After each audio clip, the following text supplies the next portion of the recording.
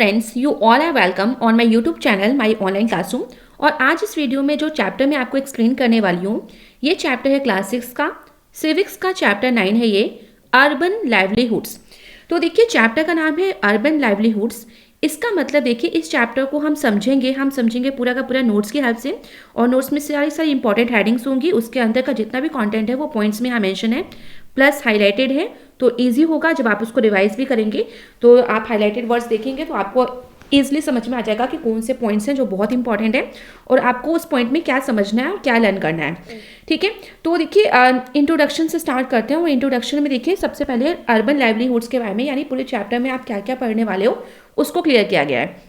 तो हमें सबसे पहले जो समझना है, हम हेडिंग को समझ लेते हैं। अगर हम अच्छे से हेडिंग समझ लेंगे ना चैप्टर की, तो आधे से ज़्यादा चैप्टर जो है वो आपको आराम से अपने आप ही समझ में आ जाएगा। तो चैप्टर की हेडिंग है अर्बन लाइवलीहुड्स। देखिए अर्बन का क्या मतलब होता है, हिंदी में से कहते हैं शहरी इलाके। ठीक है, अर्बन एरियाज यानी शहरी इलाके। अब आपको याद रखना है कि देखिए पॉपुलेशन वाइज होता है। देखिए एक हमारे मेन होते हैं रूरल एरियाज, फिर होते हैं अर्बन एरियाज, जो हमें अभी इस लेवल में क्लास 6 में पढ़ना है। जब आप हायर क्लासेस में जाओगे तो देखिए सेम चीज़ें होती हैं जो आप आगे चल के भी पढ़ोगे, पर अपने क्लास के लेवल के हिसाब से अभी आपको थोड़ी सी जो बेसिक चीज़ें हैं वो जान लेनी चाहिए यहाँ पे, जिससे आपको काफ़ी हद तक जो है आगे फ्यूचर में आपकी क्लासेस जब हाई होंगी तो आपको बहुत सारी चीज़ें बहुत अच्छे से समझ में भी आ जाएंगी। तो देखिए यहाँ पे पॉपुलेशन जो मैंने बोला ना कि जनसंख्या के आधार पर अब जो ये इलाके हमने डिवाइड किए हैं, या हम जो गांव के इलाके बोलते हैं या शहरी इलाके बोलते हैं, तो वास्तविकता में हम उनकी वहाँ की जो जनसंख्या, जो लोग वहाँ रहते हैं, उस पॉपुलेशन के वाइज हम उसके अकॉर्डिंग ही डिसाइड करते हैं कि वो इलाका जो है, वो एरिया जो है वो रूरल एरिया है या फिर वो अर्बन इलाका है। तो अगर बिल्कुल बेसिक पे जाएँ तो देखिए अर्बन जो एरियाज होते हैं वहाँ पे जो पॉपुलेशन होती है वो 50,000 यानी 50,000 या इससे ऊपर अगर पॉपुलेशन होती है उस एरिया में तो उसको हम अर्बन एरियाज के नाम से बोलते हैं। अच्छा, रूरल एरियाज इसी तरह से देखिए किसी भी गांव के इलाके में आपने देखा होगा पॉपुलेशन बहुत कम होती है, तो लगभग अगर 2,500 की पॉपुलेशन है, ठीक है, तो इतनी पॉपुलेशन है तो वो जो इलाका होगा वो क्या होगा आपका, वो रूरल एरियाज में काउंट होगा। तो इसी तरह से आपका देखिए एक चैप्टर और है इसी में सिविक्स में, रूरल लाइवलीहुड्स, तो वो भी मैं आपको एक्सप्लेन करूंगी, तो वो जो वीडियो है वो भी आप देख लेना। तो यहाँ पे अर्बन लाइवलीहुड्स के बारे में पढ़ेंगे, मतलब यहाँ जो लोग रहते हैं वो किस तरह के काम करते हैं, किस तरह की इकोनॉमी, किस तरह से अपने जीवन को यापन करते हैं, क्या काम करते हैं जिससे वो अपने लाइवलीहुड को अर्न करते हैं, तो इसके बारे में हम समझेंगे। साथ ही हम ये भी जानेंगे कि कितने तरह के एम्प्लॉयमेंट, क्योंकि देखिए इंसान है, ह्यूमन बीइंग है, वो जब तक काम नहीं करेगा तो वो किस तरह से अपने जो बेसिक नीड्स हैं उसको फुलफिल करेगा। तो इसके लिए ज़रूरी है कि वो कुछ ना कुछ काम करता हो, यानी एम्प्लॉयमेंट करता हो। तो हम टाइप्स ऑफ एम्प्लॉयमेंट जानेंगे, साथ ही हम वेरियस सेक्टर्स ऑफ इकोनॉमी भी जानेंगे।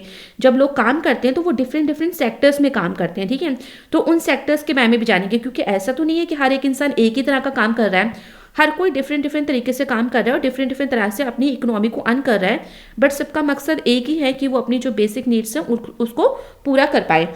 इसके साथ ही हम इस चैप्टर में कनेक्शन जानेंगे कि जो रूरल और अर्बन लाइवलीहुड्स है उन दोनों के बीच क्या लिंक है, किस तरह का कनेक्शन है, किस तरह से ये दोनों मिलजुल के कहीं ना कहीं इनकी लाइवलीहुड जो है, जो अपने जीवन यापन का जो संसाधन है, किस तरह से जुटाते हैं, वो भी काफ़ी हद तक किस तरह से कनेक्टेड है, वो हम इस चैप्टर में पूरा का पूरा समझेंगे। तो आते हैं नेक्स्ट हेडिंग पे। तो ये है 3 टाइप्स ऑफ सेक्टर, क्योंकि अभी इंट्रोडक्शन में मैंने आपको ये चीज़ क्लियर की कि हम वेरियस सेक्टर्स ऑफ इकोनॉमी पढ़ेंगे, यानी जो लोग काम करते हैं डिफरेंट डिफरेंट ऑक्यूपेशन में हैं तो वो कौन कौन से सेक्टर्स में आते हैं। तो बेसिकली ये 3 तरह के सेक्टर्स होते हैं इकोनॉमी के। इकोनॉमी का मतलब भी होता है पैसा कमाना, ठीक है, इनकम को अर्न करना। तो ये 3 तरीके के सेक्टर होते हैं जहाँ पे लोग डिफरेंट डिफरेंट ऑक्यूपेशन में इन्वॉल्व होते हैं। इसके साथ ही देखिए आप इस चैनल पे अगर न्यू हैं तो इस चैनल को सब्सक्राइब भी कर लीजिए, क्योंकि यहाँ पे इस तरह की और वीडियोस आपको मिलेंगी। साथ ही जब भी आप मेरे होम पेज पे आते हो आप चैनल के, तो प्लेलिस्ट ऑप्शन पे जाया करिए, वहाँ पे आपको क्लास वाइज आपको सारे चैप्टर्स की वीडियो मिल जाएंगी। अगर कभी आपको कोई प्रॉब्लम होती है, कोई चैप्टर आपको चाहिए, तो आप मुझे कॉमेंट करिएगा, तो मैं आपको लिंक प्रोवाइड कर दूँगी। तो अब आते हैं, जैसे मैंने आपको बताया, जो सेक्टर्स होते हैं जहाँ पे लोग काम करते हैं वो 3 तरीके के सेक्टर होते हैं। पहला है प्राइमरी सेक्टर, ठीक है, नाम याद रखिएगा प्राइमरी। इसके बाद सेकंड है सेकेंडरी सेक्टर, और तीसरा जो है उसे बोलते हैं टर्शरी सेक्टर। एक चीज़ मैं और यहाँ क्लियर कर दूँ, देखिए यहाँ पे मैंने बोला ना हायर क्लासेस में भी आप सेम चीज़ ही पढ़ोगे।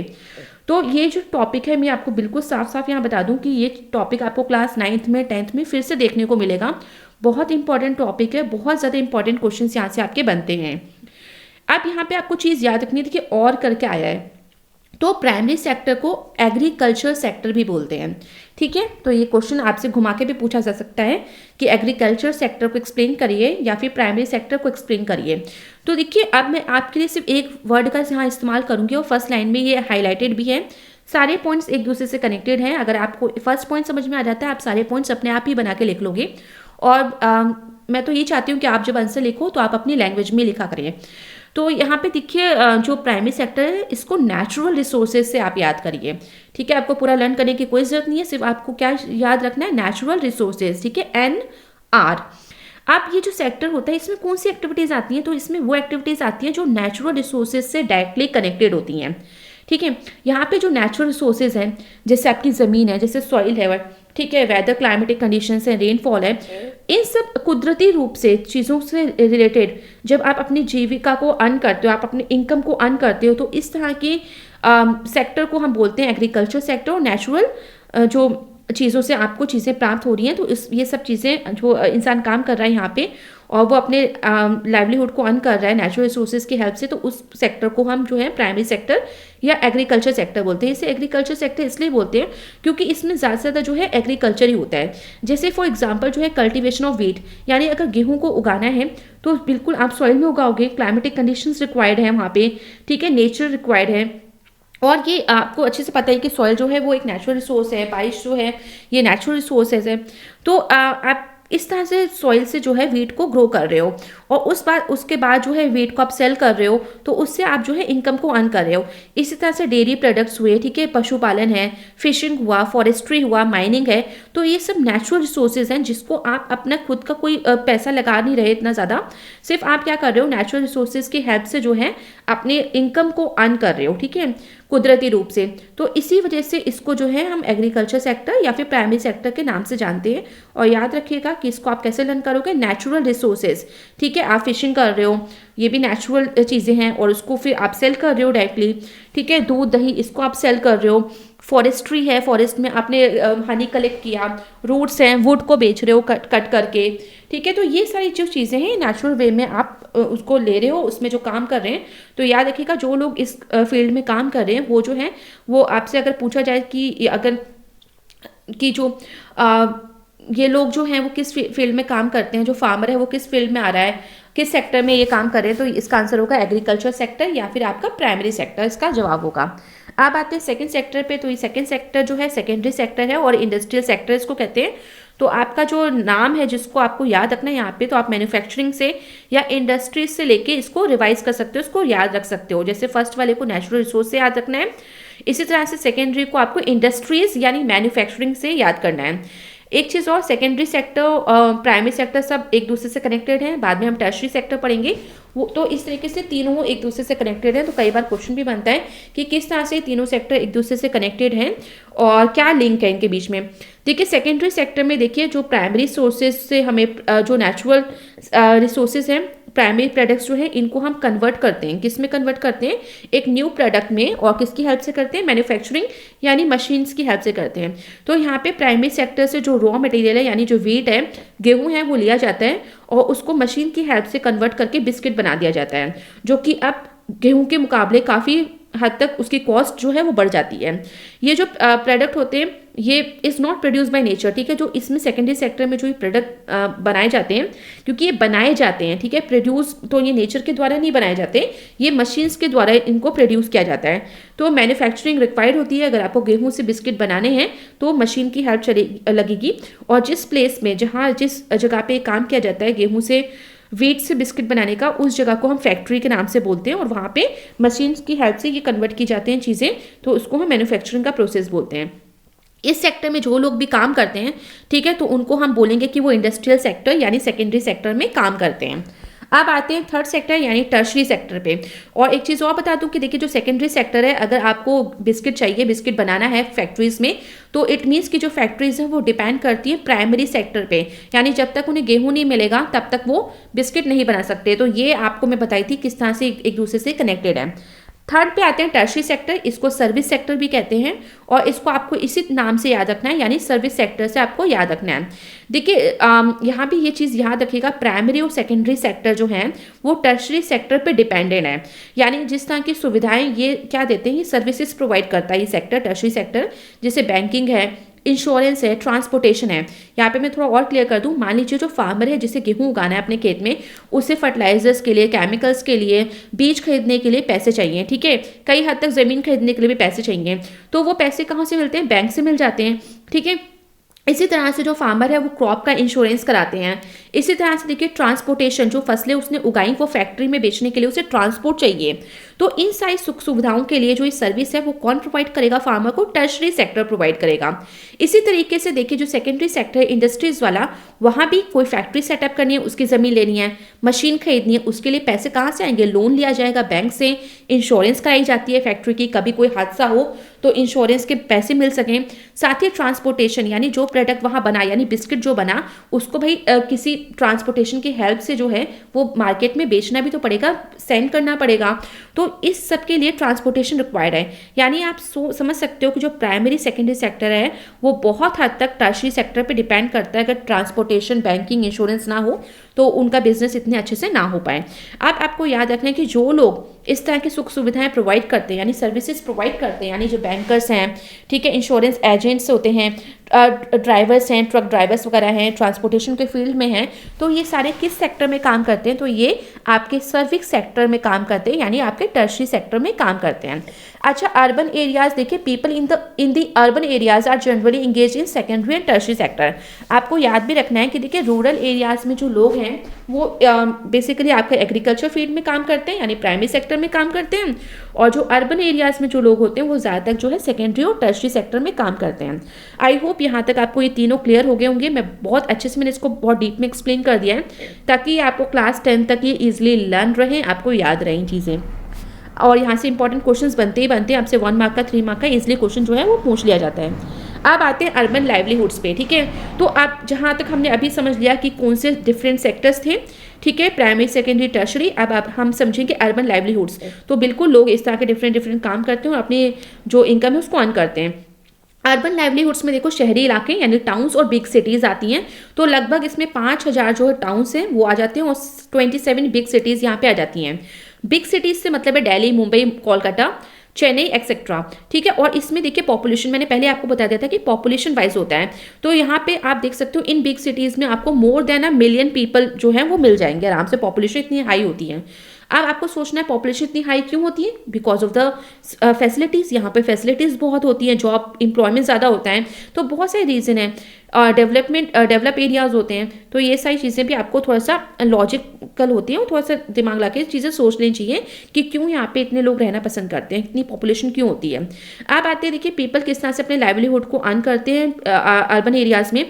तो वेजिटेबल वेंडर्स, ठीक है, सब्जी बेचने वाले, फ्लावर सेलर्स, तो डिफरेंट तरह के यहाँ काम हो रहे हैं। देखिए फ्लावर सेलर्स हैं, फूल बेचने वाले, न्यूज़पेपर्स बेचने वाले, साइकिल रिक्शा पुलर्स हैं, यहाँ पे बार्बर्स हैं, नाई की दुकान खोलने वाले, स्क्रैप गैदरर्स हैं, डोमेस्टिक सर्वेंट्स हैं, ठीक है, पैटी शॉपकीपर्स हैं, लार्ज शोरूम गैदरर्स आपको मिल जाएंगे, डोमेस्टिक सर्वेंट्स आपको मिल जाएंगे, ठीक है। तो इस तरह से फैक्ट्री वर्कर्स हैं, गवर्नमेंट एम्प्लॉयज़ हैं, ठीक है। तो ये सारे जो लोग हैं इस तरह के डिफरेंट काम में इन्वॉल्व होते हैं। बट एक चीज़ आपको याद रखनी है कि अर्बन एरियाज़ में आपको हाँ बहुत तरह के लोग मिल जाएंगे, तो डिफरेंट ऑक्यूपेशन कर रहे हैं, डिफरेंट काम करके अपनी जो बेसिक नीड्स हैं उसको फुलफिल करते हैं। बट एक चीज़ आपको यहाँ पे ध्यान देना है, हमारे वर्किंग और living conditions are quite different. पर आपने समाज में देखा होगा कि जब सब लोग काम कर रहे हैं, डिफरेंट काम कर रहे हैं, तो ये अमीरी गरीबी का इतना गैप क्यों होता है, ठीक है। कुछ लोग बहुत छोटे घरों में रहते हैं, कुछ बहुत बड़े घरों में रहते हैं, ठीक है। तो ये क्यों कोई लोग जो है होटल रेस्टोरेंट में जाके खाते हैं, कुछ लोग जो होते हैं उनको खाने को नसीब नहीं होता, ठीक है। तो ये सारी चीज़ें आपको यहाँ ध्यान देनी है कि इसका मतलब ये हुआ कि वर्किंग और लिविंग कंडीशंस तो डिफरेंट होंगी ना। आपने देखा होगा कि इन कॉर्नर्स ऑफ द स्ट्रीट, आपने कई बार देखा होगा स्कूल जाते टाइम बहुत ट्रैफिक लग जाता है कभी कभी रोड्स पे, तो वो एक्चुअली ट्रैफिक नहीं होता, वहाँ पे कुछ लेबर्स खड़े होते हैं, ठीक है, आपको मिलेंगे कि कुछ लोग खड़े होते हैं और वो आप ये भी समझ जाओगे कि बहुत गरीब लोग होते हैं तो वो खड़े होते हैं और वेट कर रहे हो, तो वो क्यों खड़े होते हैं, तो आपने कभी आपको लगा होगा पता नहीं क्यों खड़े होते हैं, तो वास्तव में वो इसलिए खड़े होते हैं, वेट कर रहे हो तो आपको रोज मिलेंगे वो, ठीक है।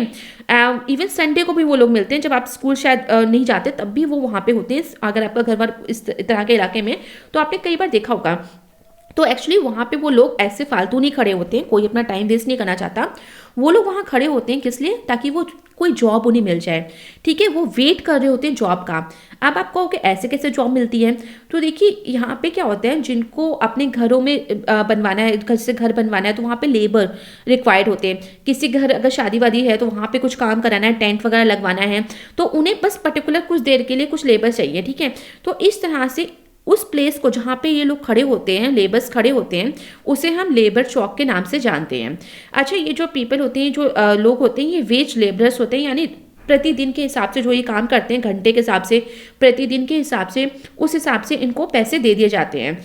और ये जो किस तरह के काम करते हैं, तो ये देखिए मैजिन यानी जो मिस्त्री का काम है, जो घर बनाने वाले हैं, कंस्ट्रक्शन साइट्स पे खुदाई हो रही है तो वहाँ पे इनको काम दे दिया जाता है। लोड्स को लिफ्ट करना है, किसी के अगर घर में फ्रिज वगैरह आया है, रेफ्रिजरेटर आया है, उसको चढ़ाना है, इस सामान को लोड अपलोड करना है, अनलोड करना है ट्रक्स में, मार्केट्स में, तो इस हिसाब से वो जो है इनको ले जाते हैं और अपना काम करवा लेते हैं। और उसी हिसाब से जो है इनकी जो मेहनताना है, जो भी इनकी इनकम होती है, जो भी पैसा होता है, वो इनको उसी टाइम पे कर दिया जाता है।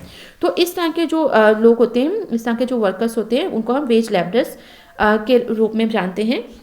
अब आते हैं एम्प्लॉयमेंट को लेके, तो इसी चीज़ से रिलेटेड है एम्प्लॉयमेंट, ठीक है। तो देखिए एम्प्लॉयमेंट जो होता है वो 3 तरीके से है और क्लासीफाई कर दिया इसको 3 टाइप्स में। ये भी आप 10th तक आप पढ़ोगे इसके बारे में भी। तो देखिए आपको थोड़े नाम डिफरेंट तब मिल जाएंगे, बट यही सेम चीज़ होती है। तो देखिए सेल्फ एम्प्लॉयमेंट, तो जो एम्प्लॉयमेंट है वो भी 3 तरीके से है। एक है सेल्फ एम्प्लॉयमेंट, दूसरा है एम्प्लॉयमेंट गिवन बाय समवन और वेज एम्प्लॉयमेंट और कैजुअल एम्प्लॉयमेंट, थर्ड है रेगुलर एम्प्लॉयमेंट और परमानेंट एम्प्लॉयमेंट। आप यहाँ पे आप देखो नाम से समझ जाओगे, ठीक है, कोई ज़रूरत नहीं है कि बहुत ज़्यादा डीप में एकदम पढ़ो समझो, नहीं, नाम से आप ज़्यादा समझा करो। पेपर में कोई क्वेश्चन भी आता है, कोई एक शब्द भी समझ में आ रहा है, कुछ भी समझ में आ रहा है, उसको लिखा करो। तो सेल्फ एम्प्लॉयमेंट यानी अपने आप, ठीक है, अपने आप को ही काम देना। एम्प्लॉयमेंट गिवन बाय समवन, अब यहाँ पे क्या है, इसका मतलब आपको एम्प्लॉयमेंट किसी और ने दिया है। वेज एम्प्लॉयमेंट यानी तनख्वाह के हिसाब से, पर डे के हिसाब से आपको पैसा मिलता है। कैजुअल एम्प्लॉयमेंट भी यही चीज़ है कि रोज़ाना रोज जिस हिसाब से आप काम करते हो उस हिसाब से आपको पैसे दे दिए जाते हैं। थर्ड है रेगुलर एम्प्लॉयमेंट और परमानेंट एम्प्लॉयमेंट, यानी मैं सेकंड वाला जो है उसको मैं टेम्परेरी एम्प्लॉयमेंट भी कह सकती हूँ। यानी यहाँ जो रोजगार है वो प्रतिदिन के हिसाब से होता है, ऐसा नहीं है कि फिक्स है कि हाँ 1 साल का आपका पूरी जिंदगी भर को आपको नौकरी मिल गई है, ऐसा कुछ नहीं है। तो टेम्परेरी एम्प्लॉयमेंट है, कभी काम मिला कभी नहीं मिला। थर्ड है नाम है रेगुलर एम्प्लॉयमेंट, यानी हमेशा के लिए आपको नौकरी मिल गई, आपका काम पक्का हो गया। परमानेंट एम्प्लॉयमेंट है, आपको कोई निकाल नहीं सकता, ठीक है। सेकेंड वाले में इसका मतलब कि आपको कोई भी कभी भी निकाल सकता है, वो टेम्परेरी एम्प्लॉयमेंट है। अब आते हैं फर्स्ट वाला, तो इसको डीप में समझ लेते हैं। सेल्फ एम्प्लॉयमेंट यानी जो लोग अपना खुद का बिजनेस करते हैं, अब वो बिजनेस चाहे छोटा हो चाहे बड़ा हो, अपनी इनकम खुद अर्न करते हैं, पैसा खुद लगाते हैं, खुद इनकम को अर्न करते हैं, उसको हम सेल्फ एम्प्लॉयमेंट कहते हैं। यहाँ पे आपने यहाँ जो भी वो चीज़ें बेच रहे हैं, सेल कर रहे हैं, रिसोर्सेज हैं उनके पास, वो उनके खुद के क्या होते हैं, उस ज़मीन के, कोई ज़मीन है या फिर किसी तरह का बिजनेस कर रहे हैं, दुकान है, तो वो उस चीज़ के खुद ही मालिक हैं, ठीक है। ये पॉइंट आपको याद करना, ओनर है वो, ठीक है, मालिक हैं। यहाँ पे देखिए एग्जांपल, जैसे वेजिटेबल वेंडर है, वो सेल्फ एम्प्लॉयड है, किसी के वहाँ वो काम नहीं करता, अपनी मर्जी से वो सब्जियाँ बेचता है और वो उस जो है अपने काम का खुद मालिक है, ठीक है। अब आते हैं वेज एम्प्लॉयमेंट पे, यानी किस तरह से डेली वेजेस के हिसाब से वेज एम्प्लॉयमेंट, वेज मतलब सैलरी होती है, ठीक है, और ये कोई फिक्स नहीं होती। तो वर्कर्स जो ये टेम्परेरी वाला है, टेम्परेरी एम्प्लॉयमेंट, तो यहाँ पे जो वर्कर्स हैं उनको डेली वेजेस मिलते हैं, जिस हिसाब से दिन में वो काम करते हैं उस हिसाब से उनको इनकम मिलती है। और याद रखना है वो ओनर नहीं होते रिसोर्सेज के, यानी दुकान है उसमें वो काम करते हैं बट उस दुकान के मालिक नहीं है। इसी हिसाब से उनको कोई सी तरह के अदर अलाउंसेस नहीं मिलते, सिर्फ जिस 4 घंटे 5 घंटे उन्होंने काम किया, दिन में काम किया, संडे को नहीं आए, संडे को अगर काम किया तो उस हिसाब से उसको पैसे मिलते हैं, अगर दिवाली पे नहीं आए तो उसके पैसे नहीं मिलते। कोई fix number of working hours नहीं होता, ठीक है। यहाँ पे आप समझ जाओ कि ऐसा नहीं है कि हाँ आपको बस 8 घंटे जॉब करनी है या 4 घंटे करनी है, नहीं, आपको मालिक के हिसाब से आपको काम करना पड़ेगा। कभी काम ज़्यादा तो आपको ज़्यादा देर रुकना पड़ेगा, पर उसका ज़्यादा एक्स्ट्रा पैसा आपको नहीं दिया जाएगा। इस तरह से ये जॉब जो है इतनी सिक्योर नहीं होती है, ठीक है, इतनी अच्छी नहीं होती। बट बहुत सारे लोग जो हैं वो इस फील्ड में इन्वॉल्व होते हैं। क्योंकि कोई ऑप्शन नहीं होता, इतनी पॉपुलेशन ज़्यादा है तो जॉब इतनी मिलती भी नहीं आसानी से। कोई फॉर्मल लेटर उनको, no provision of a formal letter, किसी तरह का फॉर्मल लेटर अपॉइंटमेंट का नहीं मिलता उन्हें। कोई जॉब सिक्योरिटी नहीं होती, यानी कभी भी उनको नौकरी से निकाला जा सकता है। इस तरह के जो काम है, जो वेज एम्प्लॉयमेंट है, इसमें डोमेस्टिक सर्वेंट्स जो मेड्स हैं वो आती हैं, गारमेंट वर्कर्स हैं, ठीक है, जो बड़ी बड़ी दुकानों फैक्ट्रीज में काम करते हैं, कपड़े वाली दुकानों पे, तो वो इस तरह के वेज एम्प्लॉयमेंट में आते हैं। थर्ड जो है रेगुलर एम्प्लॉयमेंट है, बहुत सेफ एम्प्लॉयमेंट है। बहुत सारे लोग इसको चाहते हैं कि उन्हें नौकरी मिले इस फील्ड में, तो बट ये बहुत टफ भी होता है। फिर से देखिए, ये जो प्लेसेस है यहाँ पे सारे रूल्स रेगुलेशन फॉलो किए जाते हैं, और गवर्नमेंट के द्वारा जो गवर्नमेंट ने रूल्स रेगुलेशन बनाए होते हैं वो सारे के सारे रूल्स रेगुलेशन यहाँ फॉलो होते हैं। और यहाँ पे रेगुलर मंथली सैलरी, यानी हर एक महीने बाद आपको फिक्स सैलरी मिल जाती है। अगर आपने किसी दिन छुट्टी भी लिया तो उसके भी आपको सैलरी मिलती है, संडे का भी आपको पैसा मिलता है, हॉलीडेज़ के पैसे मिलते हैं यहाँ पे, प्रोविडेंट फंड आपका मिलता है, ग्रेट्युटी मिलती है आपको। ग्रेट्युटी क्या होती है, देखिए नौकरी के बाद यानी रिटायरमेंट के टाइम आपको कुछ जो पैसा जो आपने जमा किया था धीरे धीरे वो आपको यहाँ पे दिया जाता है सरकार के द्वारा, क्योंकि आपकी एक गवर्नमेंट जॉब है, आपकी एक परमानेंट एम्प्लॉयमेंट है। साथ ही आपके मेडिकल अलाउंसेस जो है वो भी आपको यहाँ मिलता है। वर्कर्स को यहाँ पे फिक्स नंबर ऑफ आवर्स, यानी 8 घंटे है तो 6 घंटे है, ऐसा है, तो बस उतने टाइम आपको काम करना होता है, किसी तरह का ओवर टाइम नहीं करना होता है। आपको अपॉइंटमेंट लेटर यहाँ दिया जाता है जिसमें सारी terms of conditions of work दिया जाता है, और एक प्रूफ भी हो जाता है कि हाँ, कि आपकी ये जो जॉब है आपको एक फिक्स जॉब मिली है, परमानेंट जॉब मिली है। अपॉइंटमेंट लेटर में सारी चीज़ें मेंशन होती हैं, कितनी सैलरी आपको दी जाएगी, कितना प्रोविडेंट फंड, ये सब चीज़ें मेंशन होती हैं। जॉब सिक्योरिटी पूरी अच्छे से होती है, कभी भी ऐसा नहीं कि कोई आपको निकाल देगा आपकी जॉब से, नहीं। एक बार जॉब मिल गई तो पूरी जॉब सिक्योरिटी होती है, परमानेंट, क्योंकि इसको परमानेंट जॉब बोलते हैं। सेवरल फैसिलिटीज इसके अलावा सेफ ड्रिंकिंग वाटर है, सेफ वर्किंग एनवायरनमेंट है, इस तरह की सारी सुख सुविधाएं आपको मिलती हैं। एग्जाम्पल में देखिए, आप बहुत से एग्जाम्पल हो सकते हैं, ठीक है। यहाँ पे गवर्नमेंट टीचर्स होते हैं, ठीक है, गवर्नमेंट जितने डिफेंस वाले हैं वो होते हैं इसमें, साथ ही बैंक मैनेजर, बस एसबीआई मैंने यहाँ पे मेंशन कर दिया है, तो ये सारे रेगुलर एम्प्लॉय के तौर पे यहाँ पे होते हैं। अब आ जाते हैं नेक्स्ट जो हेडिंग है, ये interlink between rural and urban lifes, यानी ये चीज़ मैंने आपको पहले बोल दी थी, किस तरह से रूरल और अर्बन एक दूसरे से कनेक्टेड होते हैं। अब यहाँ पे आप आ जाइए, इसको पूरा समझने की सीधे बस मैं लाइन आपको बता देती हूँ। आपको मैंने एक्सप्लेन किया था प्राइमरी सेक्टर, ठीक है, जब मैंने आपको सेक्टर से एक्सप्लेन किया था तो मैंने आपको एक चीज़ बताई थी कि रूरल एरियाज़ में ज़्यादा जो लोग होते हैं वो एग्रीकल्चर करते हैं, और अर्बन एरियाज़ वाले जो हैं वो सेकेंडरी यानी इंडस्ट्रियल सेक्टर और जो आपका टर्शरी सर्विस सेक्टर में काम करते हैं। तो जिस तरह से प्राइमरी सेकेंडरी टर्शरी एक दूसरे से कनेक्टेड था, बस यहाँ भी आपको वही साबित करना है कि जो रूरल और अर्बन एरियाज़ हैं उनके जो लोग हैं, उनकी जो लाइवलीहुड है वो किस तरह से एक दूसरे से कनेक्टेड है, तो बिल्कुल लिंक है। आपने देखा होगा मेन ऑक्यूपेशन एग्रीकल्चर, देखिए वही चीज़ फिर रिपीट हो रही है, तो अगर आपने वहाँ चीज़ समझ लिया है तो ये अपने आप ही समझ में आ जाएगा। और अर्बन पीपल जो है मैन्युफैक्चरिंग सर्विस सेक्टर करते हैं, तो इट मीन्स अगर लोग जो हैं, अगर वो गेहूं ना उगाएं, ठीक है, अगर वो एग्रीकल्चर के द्वारा जो है कॉटन ना उगाएं, तो मैन्युफैक्चरिंग यानी क्लोथ नहीं बनेंगे, यानी बिस्किट्स केक कुछ नहीं बनेंगे। रूरल जो प्रोवाइड है, ठीक है, अगर जो रूरल पीपल जो है वो अर्बन पीपल को एग्रीकल्चर फूड प्रोड्यूस करते हैं। इसके साथ ही देखिए जो अदर चीज़ें, सर्विसमैन जैसे रिक्शा पुलर्स हैं, कॉबलर्स हैं, बार्बर, डोमेस्टिक सर्विस एक्सेट्रा, तो इस तरह की सर्विस भी प्रोवाइड करते हैं। रॉ मटेरियल से उसको सिटीज़ में जो है प्रोड्यूस किया जाता है। और अदर हैंड में देखिए तो जो अर्बन पीपल हैं वो भी इंडस्ट्रियल प्रोडक्ट्स लाइक ट्रैक्टर्स हैं, थ्रेशर्स, पंपिंग सेट्स, ये सब प्रोड्यूस करते हैं जो एग्रीकल्चर फील्ड में यूज़ होते हैं, ठीक है, क्योंकि किसान वगैरह जो है ट्रैक्टर्स वगैरह का इस्तेमाल करते हैं, थ्रेशर्स का, जिससे उनके डे टू डे जो लाइफ है वो काफ़ी ईजी हो जाती है। तो इस तरह से आप देख सकते हो कि रूरल पीपल कुछ ना कुछ चीज़ें प्रोवाइड करते हैं शहरों में, और शहरी इलाके भी उसको मैन्युफैक्चरिंग के द्वारा, सर्विसेज के द्वारा गाँव के इलाके को और गाँव के लोगों को प्रोवाइड करती हैं चीज़ें।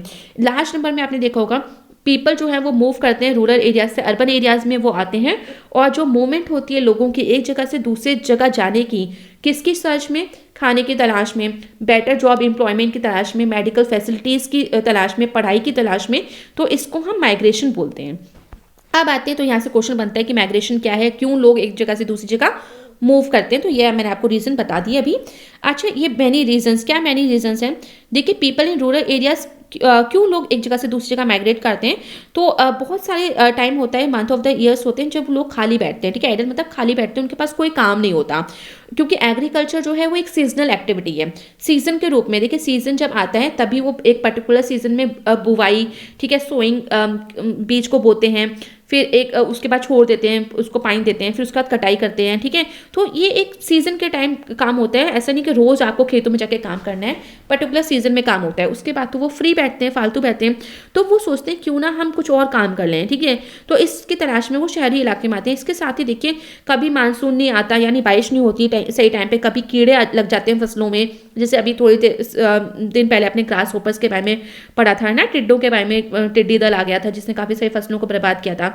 तो इस तरह से क्या होता है, लोगों की फसलें बर्बाद हो जाती है, पूरे साल वो मेहनत करते हैं पर उनकी फिर इतनी अर्निंग नहीं हो पाती, इस वजह से उन्हें मजबूर होकर जो है शहरी इलाकों में जाना पड़ता है काम की खोज में। इसी तरह से देखिए रूरल इलाकों में जो मैंने बोला हेल्थ फैसिलिटीज़ इतनी अच्छे से होती नहीं है, तो अगर कोई बीमार पड़ जाता है, कोई सीरियस बीमारी होगी तो उसको शहरों में जाना पड़ता है बेटर ट्रीटमेंट के लिए। साथ ही गांव के इलाकों में स्कूल कॉलेजेस होते नहीं हैं गुड क्वालिटी के, इस वजह से अर्बन एरियाज़ में लोग जो है मूव करते हैं। माइग्रेशन की वजह से देखिए एक प्रॉब्लम ये हो जाती है, जब शहरी इलाकों में इतनी ज़्यादा पॉपुलेशन हो जाती है तो ओवर क्राउडिंग, ठीक है, ओवर क्राउडिंग की जैसे सैनिटेशन की प्रॉब्लम होती है, बीमारियां बढ़ जाती हैं, इंफ्रास्ट्रक्चर डेवलपमेंट इतनी अच्छी बिल्डिंग्स वगैरह होती नहीं है, कई बार हादसे भी हो जाते हैं। तो ये सारी प्रॉब्लम जो है वो फेस करनी पड़ती है शहरी इलाकों में। तो इसको थोड़ा सा गवर्नमेंट को ध्यान देना चाहिए, उन्हें बहुत सारी सुख सुविधाएं जो है इस तरह की बेसिक चीज़ें हैं जैसे हॉस्पिटल्स हैं, स्कूल्स हैं, ठीक है, जॉब से रिलेटेड इंडस्ट्रीज वो सेटअप करनी चाहिए रूरल एरियाज़ में, ताकि हर चीज़ जो है बैलेंस में रहे, इतना माइग्रेशन ना हो और इतनी प्रॉब्लम। तो ये देखिए, तो माइग्रेशन का यही चीज़ है कि इस तरह की ओवर क्राउडिंग हो जाती है, सैनिटेशन, ठीक है, पॉपुलेशन बढ़ने के हिसाब से सैनिटेशन की प्रॉब्लम हो जाती है, इंफ्रास्ट्रक्चर डेवलपमेंट जो है इस तरह की प्रॉब्लम भी आप कह सकते हो कि फेस करनी पड़ जाती है। और बैलेंस करके रखना चाहिए अगर वो सारी फैसिलिटीज़ जो है इस तरह की हेल्थ फैसिलिटीज़ हैं, ठीक है, हॉस्पिटल स्कूल्स जो हैं ओपन कर दें और जॉब दे दें लोगों को, थोड़ी सी इंडस्ट्री सेटअप कर दें गाँव के इलाकों में, तो ये जो पॉपुलेशन का जो कह सकते हो रेशो है वो थोड़ा अच्छे से बैलेंस हो जाएगा। और इसी तरह से हम कह सकते हैं कि देखिए इससे अगर ये दोनों चीज़ें कनेक्टेड होती हैं तो बिल्कुल प्रॉस्पेरिटी, बिल्कुल अच्छे से फले फूलेंगे ये इलाके, जिससे कि काफ़ी हद तक जो है इंडिया पूरा का पूरा जो है वो बहुत हद तक जो है डेवलप कर जाएगा। तो आई होप ये चैप्टर आपको अच्छे से समझ में आ गया होगा। So thank you everyone and please like share subscribe this channel for more updates.